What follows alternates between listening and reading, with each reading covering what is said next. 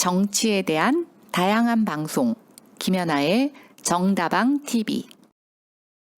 수도권 3기 신도시 건설, 저는 지금이라도 멈춰야 한다고 생각합니다. 아니, 원점부터 다시 재검토해야 합니다. 그 이유는 3기 신도시 건설은 정말 목적이 불분명하기 때문입니다. 목적은 불분명한데 그것이 미치는 파급 효과는 정말 우리가 생각하는 것보다 어마어마한 악영향을 미칠 것으로 예상이 됩니다. 그래서 저는 지금이라도 멈춰야 한다고 생각합니다. 문재인 정부는 당초 부동산 가격이 오르는 건 투기 수요 때문이라고 이야기하였습니다. 그래서 공급이 부족하지 않다고 했는데요. 어느 순간 슬그머니 공급 확대 정책을 대대적인 선두 정책으로 내놓고 있습니다. 그럼 정말 주택이 부족한 것일까요? 일부 부족한 지역도 있습니다. 그런데 이번에 정부가 얘기한 남양주, 하남, 인천, 고양 이런 곳의 주택이 부족한 것일까요?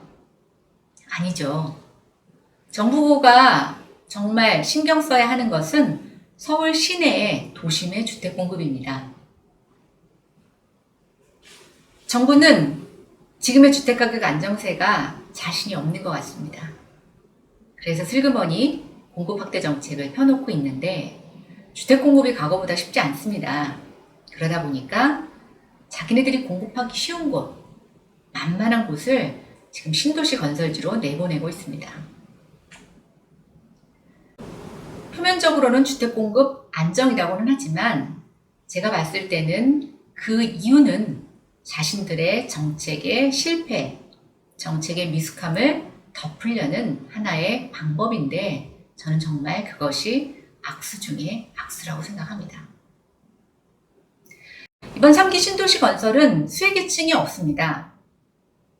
일부는 토지 보상 때문에 과거 그린벨트에 묶였던 땅들이 보상을 받게 되면서 이익을 얻을 거라고 생각하실지 모르겠습니다.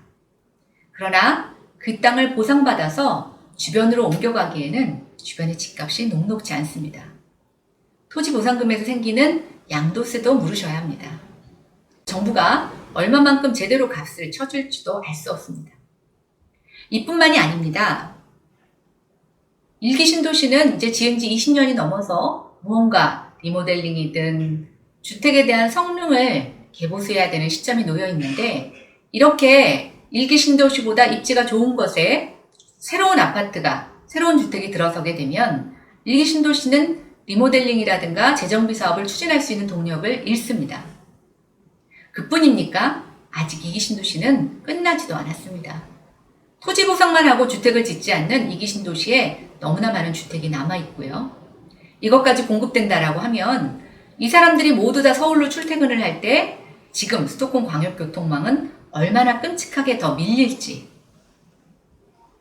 한번 상상을 해보시기 바랍니다. 그렇다면 도대체 누구를 위한 정책일까요? 저는 지금도 이해가 되지 않습니다.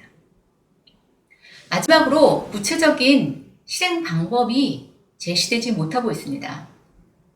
신도시 건설은 집만 짓는 것이 아닙니다. 서울로 신도시에 사는 사람들이 다닐 수 있는 직장으로 원활한 교통수단을 제공해야 합니다. 지금 얘기가 되고 있는 GTX ABC 노선, 예타도 통과해야 하지만 사실상 이것이 건설이 되고 완공이 될 때까지 기존보다 훨씬 더 사업 기간이 늘어날 수밖에 없는 구조적인 문제점을 안고 있습니다. 예타 면제, 요번에 GTX-A, GTX-B 어느 것도 예타 면제를 받지 못했습니다. 설사 예타를 통과한다고 하더라도 문제는 건설 공사 기간입니다. 지금 GTX 노선 곳곳에서는 GTX가 통과하는 것에 대한 반발 움직임이 있습니다. 토지 보상도 해야 합니다. 그뿐만이 아닙니다. 건설 현장은 주 52시간 적용, 또 양대 노총에서 자기 조합원들만 고용해야 한다는 억지를 부리면서 공사 기간이 무한정 늘어나고 있습니다.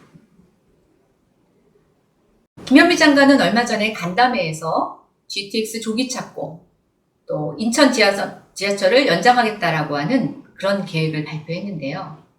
저는 정말 국민들을 무시하는 처사라고 생각합니다.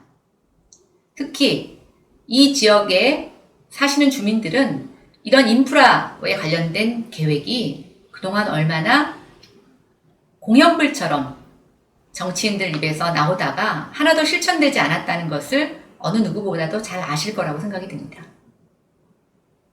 그런데 여태까지도 못했던 것을 장관이 간담회에 나와서 말 한마디 했다고 달라지겠습니까? 그것도 공사 여건이 녹록지 않은 상태에서요. 저는 이번에 김현미 장관의 간담회는 신도시 건설로 인해서 고통받고 있는 1, 2기 신도시 주민들을 2번 죽이는 참 독한 간담회였다고 생각합니다. 특히 본인은 일산의 지역구를 둔 지역구 국회의원이 아닙니까?